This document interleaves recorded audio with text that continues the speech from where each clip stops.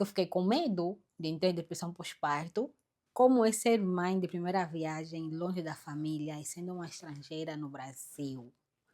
Oi, eu sou Palmeira Tonete e eu vou responder algumas perguntas das minhas seguidoras de milhões, lindas e maravilhosas. Então, vamos começar com a fase da gestação. Como é ser gestante no Brasil? Sou angolana, vivo no Brasil há quase 10 anos e eu fiquei gestante no Brasil pela primeira vez, né? Minha primeira gestação, longe da família. Como é que foi essa experiência de ser uma gestante no Brasil?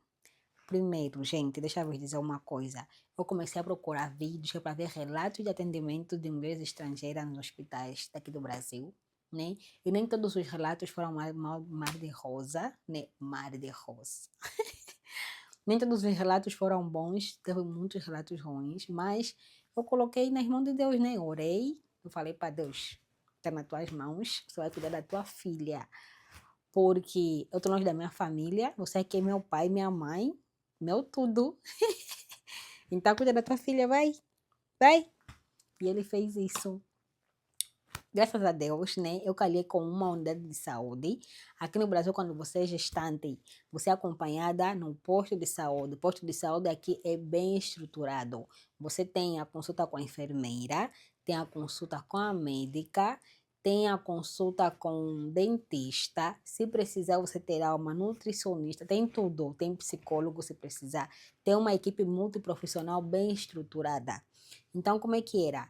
Era assim uma consulta com a enfermeira, na próxima consulta vai ser com a médica. Todos os dias é assim. Todos os dias. Todas as consultas eram assim, tá? Eu gostei muito. E tinha uma agente de saúde, né? Eu primeiro morava noutro bairro, quando eu fiquei gestante no início, depois é que me mudei para cá. Lá, a agente de saúde ia na minha casa toda semana, pelo menos uma vez na semana. Nem toda semana, não. Todo mês, pelo menos uma vez no mês, para confirmar se eu fui à consulta, se eu apanhei as vacinas que eu tinha que apanhar vacina, se eu fiz os exames que foram solicitados, ela tinha que ver, tu tá fazendo tudo direito, e ela colocava num relatório. Então, eles acompanhavam assim de perto a gestação, para saber se eu estou a me alimentar bem, se estou a beber muita água, se estou a tomar os suplementos, né? Que foram receitados pela médica, tudo direitinho. Então, eu adorei a minha fase da gestação. E na fase de quase o parto, né? Encontrei um hospital público que faz o parto humanizado. Mas aquele hospital público é que nem uma casa de parto. É muito lindo. Vou fazer um vídeo só falando disso, né? Para vos explicar bem. É muito lindo, recepção muito calorosa, dá uma atenção assim na gestante que você não tem noção, não tem noção. Então, comecei também a fazer acompanhamento no final da gestação, nessa casa de parto. Aí eu acompanhava na casa de parto e acompanhava no posto de saúde. E era muito bom. Nunca fui desrespeitada durante todo o processo de consulta. Eu ia com meu esposo, ele sempre entrava na sala, explicavam para mim, explicavam para ele, a gente tirava as dúvidas. Nunca sofri racismo, nunca sofri preconceito, sempre fui muito bem atendida, desde a recepção até a sala da consulta, até nos locais de fazer os exames, tudo bem direitinho. Graças a Deus. Porque eu também sou confusionista quando me provocam. Não sei se eu ia fazer o quê. É mentira, não sou confusionista, não, eu sou boa pessoa. Mas eu não gosto de ser maltratada, não permito que as pessoas me tratem mal. Mas também nunca tive assim uma situação de que a pessoa me tratou mal, assim, sabe, bruto. Nunca tive. Não, nunca tive, graças a Deus. Yeah. Então, foi uma experiência muito positiva. Não conto como, mas faço um vídeo só falando das minhas consultas, como é que é as consultas das gestantes aqui no Brasil. Comentem aqui se vocês querem, para saber como é que são as consultas, os exames, se são pagos, se não, aqui no Brasil, tá? Comentem aqui que eu vou falar tudo direitinho. E durante o período de parto, já o trabalho de parto no hospital, também foi muito bem atendida. Tudo longe da família, só eu e meu esposo. A minha irmã, que também estava muito grávida da vida dela, que não tinha como me acompanhar nessas coisas.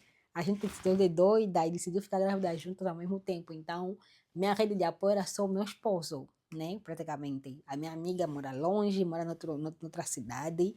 Então, não tinha como ela estar aqui, né? Mas no dia que eu fui dar luz, né, no hospital, estávamos só eu e o meu esposo. Essa é a parte onde começa o dilema. Estávamos só eu e meu esposo. A gente esperou o parto normal, mas não vinha, né? Depois o médico veio anunciar que precisava de uma cirurgia. Aí estávamos só nós.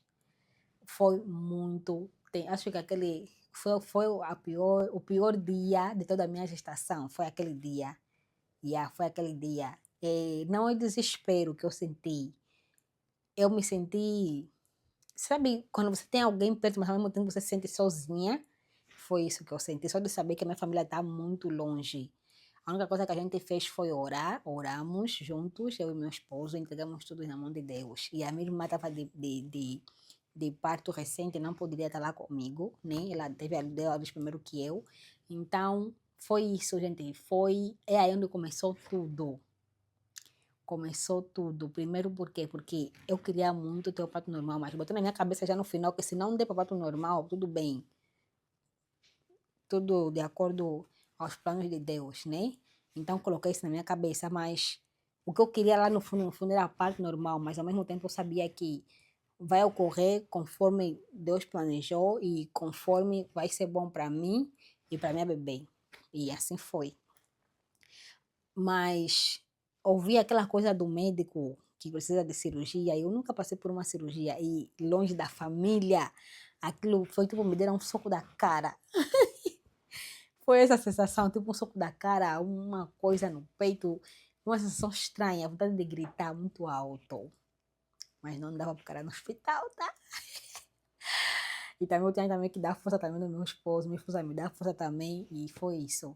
Aí passou o parto, viemos para casa. Aí começou o dilema da falta da família nesse momento da primeira gestação, né? Da primeira filha e tudo mais.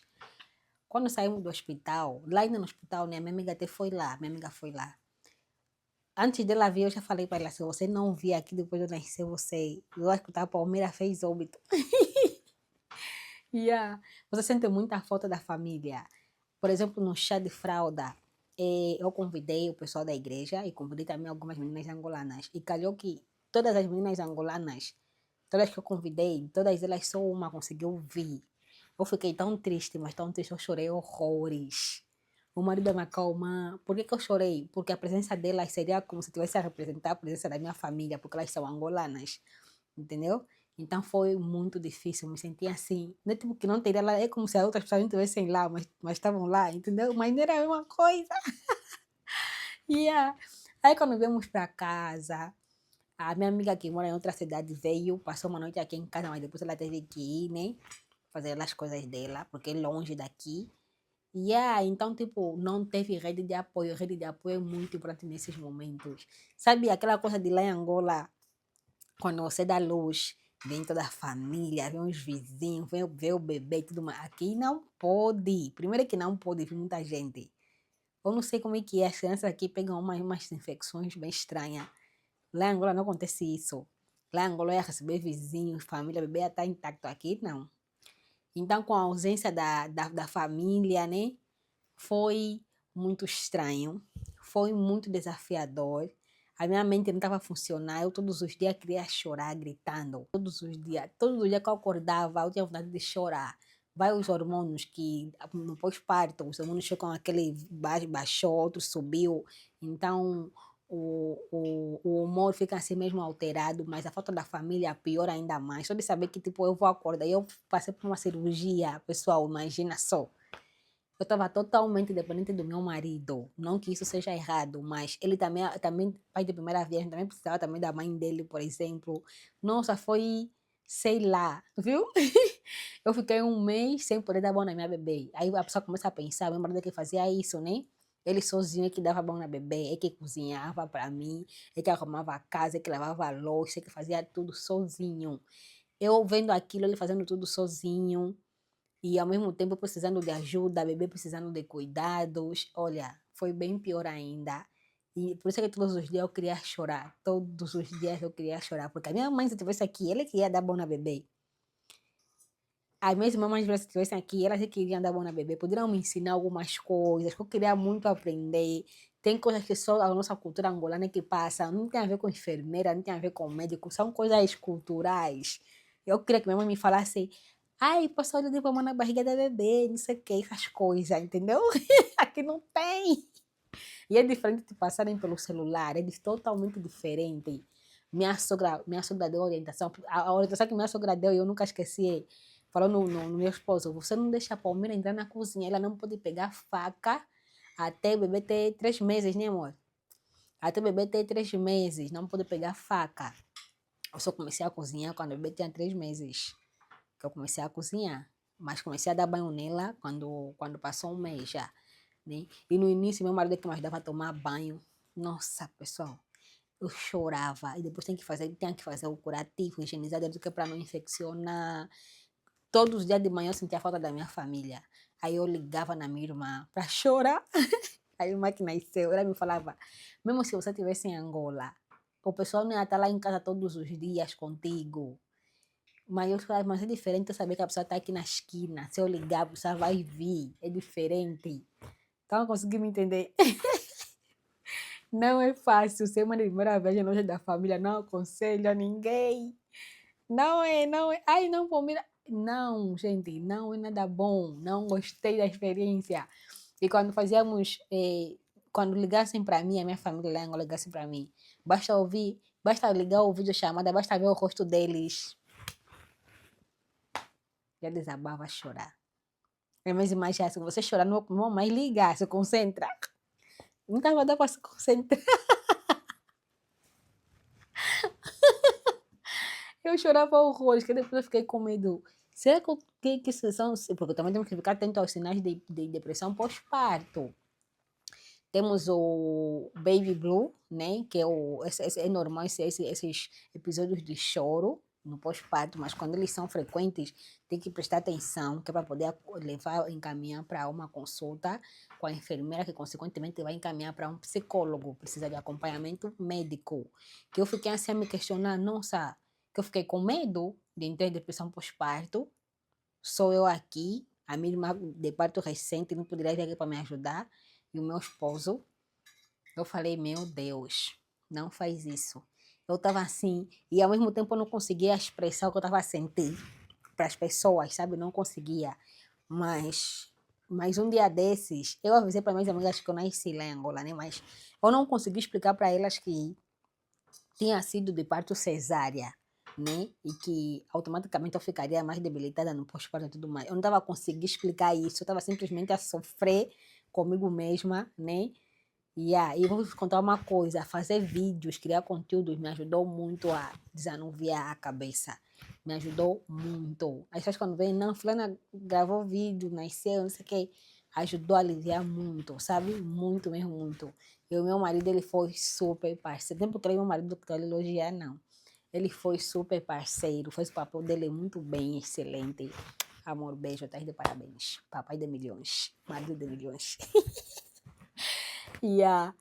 Então, eu fiquei com medo mesmo de desenvolver depressão pós-parto. Eu queria, minha vontade era todos os dias chorar. Mas um dia eu falei, não, tenho que conversar com alguém, né? Tenho que conversar com as minhas amigas sobre isso. Aí eu consegui explicar para minhas amigas de Angola, né? Porque nós temos um grupo no WhatsApp.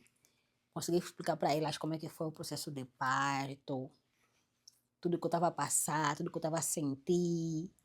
Aí elas me apoiaram muito. Me senti tão leve conversando com elas. Diminuiu aquela angústia que eu estava a sentir, sabe? Diminuiu muito. E conversava também com meu esposo, né? Falava para ele o que eu estava a sentir, que eu não estou entendendo o que é, mas era uma vontade de gritar todos os dias, de chorar todos os dias. Mas é aquele choro de gritar, ai, nem aquele choro de cair sua lágrima, não. Ai, nossa, só de imaginar, eu tô a rir agora, mas antes chorava, entendeu? Então, conversar com eles, né, com a minha irmã também, minha irmã também me acalmava muito, a minha gêmea, a Marta. Yeah. E esse sentimento é um sentimento de solidão inexplicável. Aí muitas mulheres, encontrei muitos relatos de mulheres dizendo que muitas mulheres sentem isso, mesmo estando perto da família. Yeah. Agora imagina estar longe da família. Nossa. E agora, Palmeira, como é que tem sido sem essa rede de apoio de família? Tipo, não queres sair, deixar beber com uma prima, não sei o quê, com uma irmã, com uma sobrinha. Aqui não tem isso. Não tem. Rede de apoio é marido. tá? Não tem isso. A minha irmã tá lá um pouquinho longe e também tem bebê e também tem as suas responsabilidades. Então, rede de apoio, morando no estrangeiro, com a família longe, não tem. São vocês. Você e o teu marido e acabou. Então, aquela não, Palmeira quer resolver alguma coisa, dá para deixar bebê. Eu não deixava minha bebê, eu não saía sem ela até os 6 meses. Aí, 6 meses. Aí, com 6 meses, já começamos a implementação alimentar, que o bebê só começa a comer a partir de 6 meses, né? E o que é recomendado mesmo, tá?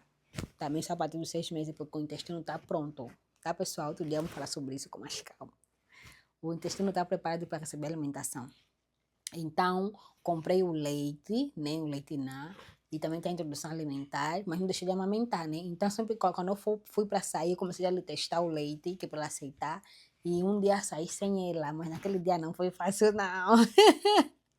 Fiquei lá o dia todo a pensar nela e voltando quase chorei no transporte e falar sério. Me contaram essa parte vocês, suas traidoras. Mas ela ficou com quem? Ficou com o pai dela. Então, uma coisa que ajudou muito, eu vou vos dizer para não se compararem, é que meu marido, ele trabalhava de casa. Ajudou bastante. Aí vocês veem, não, Palmira nasceu, conseguiu se arrumar, conseguiu tomar banho, conseguiu se ajeitar. É porque tem alguém aqui comigo. Quem não tem rede de apoio não consegue fazer isso direito. Esquece, não tem isso.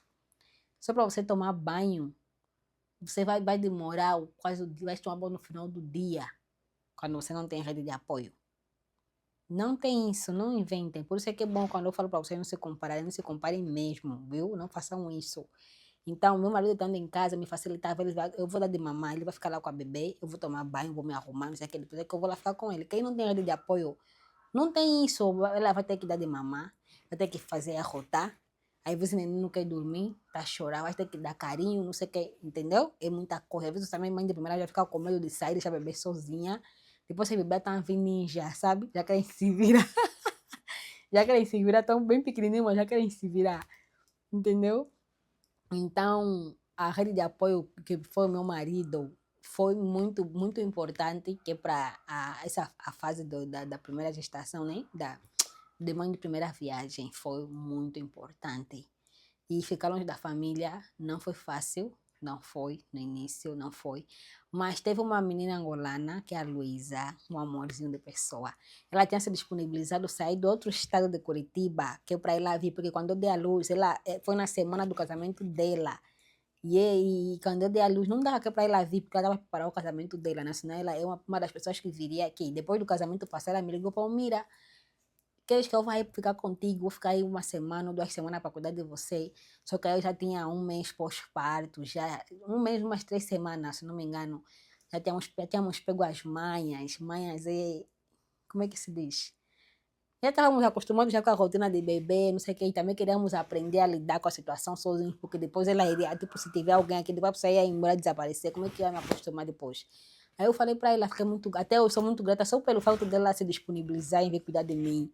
Foi assim, eu falei, uau. Eu falei pro meu marido, uau, nunca pensei, né? Tipo, além da minha amiga, a Carla, nunca pensei que uma outra pessoa faria isso por mim, assim, né? Eu falei, uau. Fiquei muito feliz. Agradeci muito e sou muito grata por ela ter pensado em mim nessa fase, porque ela sabia que seria algo muito importante. E ela não sabia que eu tive cirurgia. Não sabia, só achou que foi parto normal. Sou eternamente grata, viu? Beijo. Então foi isso, pessoal. E agora, nessa fase que a bebê está mais crescida, vamos para outro vídeo que está muito longo, parte 2, tá, pessoal? Até amanhã. Beijo.